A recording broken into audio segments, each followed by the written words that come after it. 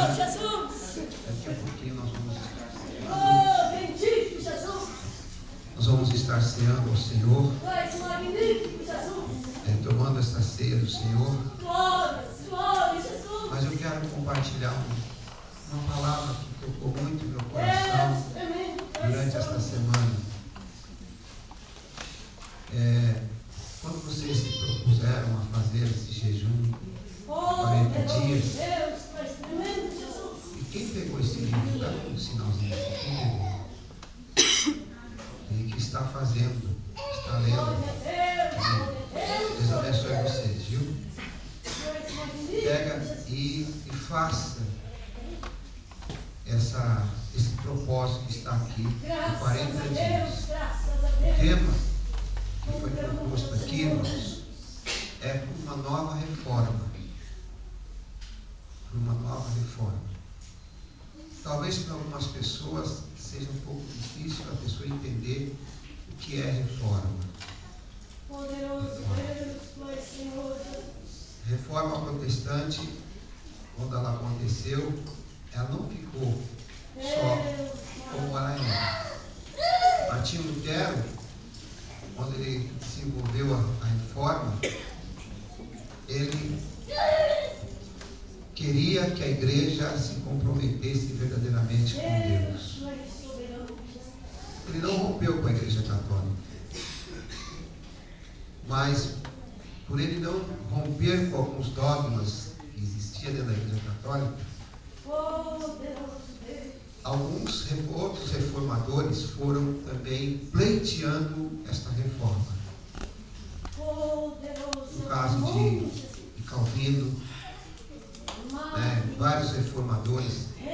E aí o luteranismo teve que ter uma nova reforma.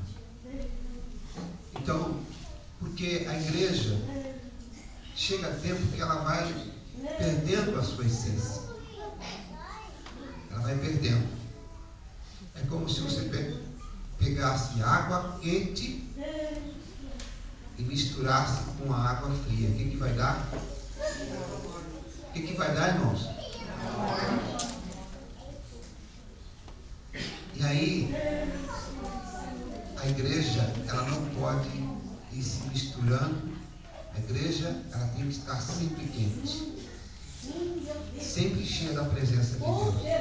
Então, quando foi proposta essa nova reforma, nós vemos, por exemplo, o movimento Holiness, que enfatizava a doutrina da santidade, né? E aí nós vemos que também houve essa reforma. E a igreja do nosso tempo, desse tempo presente, ela precisa também dessa reforma. Já houve quem disse que a igreja necessita ser reformada constantemente. A igreja precisa ser reformada constantemente. E ela vai se reformando a cada tempo. Então, quando você lê aí por uma nova reforma, nós entendemos que a igreja, eu li um certo artigo recentemente, e o articulista, um homem muito versado nessa área de estudo sobre a igreja, ele dizia o seguinte: ele falava que a igreja estava exportando aquilo que ela tem de santidade, estava importando o que estava no mundo e numa sociedade alienada de Deus. Tanto é que a igreja moderna deste século, eu dando essa palavra só para que vocês conscientizem desse livro que vocês estão lendo, significa o que esta palavra? Eu entendi que ele estava querendo dizer o quê? Que a igreja estava dando o que ela tinha de mais sagrado para o mundo, e ela estava retirando o que tinha no mundo de secular, de que não tem Deus. E aí ela trouxe para dentro de si o secular, se secularizando. E a igreja então vai perdendo a sua característica como igreja de Cristo. Os crentes vão perdendo a característica como crente verdadeiramente cristão. Então, a proposta desta nova reforma é muito grande, irmãos, muito forte mesmo. Eu até aconselhava que vocês estudassem um pouco mais, lessem, procurassem pesquisar um pouco mais. É muito fácil hoje pesquisar, hoje, e pesquisar um pouco o que é uma reforma. A sociedade moderna, o homem hoje é o centro. Tudo tem que ser satisfeito, é o homem. É os meus desejos que tem que ser satisfeito, é eu que tenho que estar no melhor, é eu, sempre é o homem. Mas quando nós nos reunimos como igreja, nós temos que lembrar também que Deus, Ele é o soberano e supremo. Então a reforma ela não acontece só no campo eclesiológico ou da igreja. Não só no culto. Por exemplo, Lutero, ele propôs a reforma, mas o culto católico continuou da mesma forma. A adoração às imagens, o que precisou, ele deixou tudo lá. Aí alguém falou assim, olha, não, isso não pode. Precisa tirar. A Bíblia não admite isso. Então aí houve a reforma, começou novos reformadores e assim por diante. O movimento pentecostal foi uma forma de avivamento, de reforma. E hoje nós estamos nesse neopentecostalismo que chegou e agora com essa proposta de teologia da prosperidade, de que o homem é o centro, o homem é o reivindicador, nós somos reivindicador, necessitamos de uma nova reforma, sim, mas para servir melhor a Deus. Amém? Então deu essa palavra em relação a nós nos conscientizarmos do que estamos fazendo, como esses 40 dias de jejum e oração. Eu coloquei aqui que está acontecendo um casamento misto entre igreja e sociedade, entre a sociedade divorciada de Deus. E foi citado até o exemplo de Salomão, que casou com a filha de Faraó. E aquilo trouxe um prejuízo muito grande para o reinado de Salomão. As coisas sagradas estão sendo secularizadas e o secular está sendo espiritualizado. O que quer dizer? Hoje é muito fácil alguém que não tem nada de ligação com a igreja dizer assim, olha, ela é uma bênção na minha vida.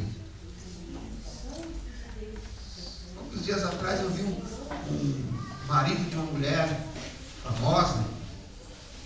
Ele havia traído essa mulher com outra mulher.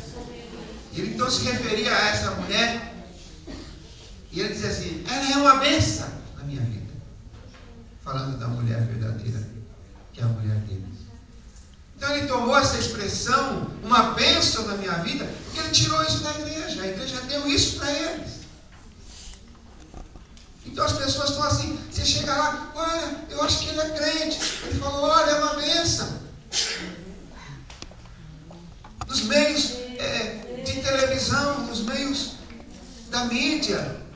Então, essas expressões, Deus vai ser comigo, Deus vai te abençoar, Deus vai te prosperar. Então, essas expressões estão sendo tiradas do nosso meio, em Lamberte, e levadas lá para fora. E nós estamos fazendo o contrário. Estão tirando o que está lá fora e trazendo para dentro da igreja. O secularizando. E aí nós vamos misturando água quente com água fria. Não. Seja você uma água quente. Seja você uma água quente. Mas sempre quente. Amém? que o Senhor nos deu um discernimento muito elevado sobre esta nova reforma. A espiritualidade antigamente só era usada pela filosofia e pela teologia, dois ramos da ciência que se fazia e se usava da espiritualidade.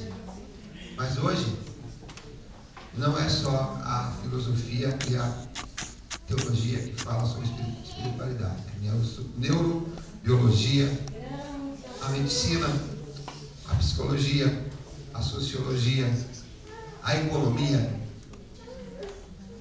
estão se usando da espiritualidade. Algumas pessoas dizem: olha, você deve orar para que a sua empresa prospere mais. É assim ou não, irmãos? É assim ou não? É assim. Então nós estamos vivenciando esse momento na vida da igreja e precisamos verdadeiramente dessa proposta de sermos melhor cristãos genuínos e verdadeiros. E como, encerrando essa minha fala sobre esse tema, uma nova reforma que foi proposto ali, nós adotamos pela igreja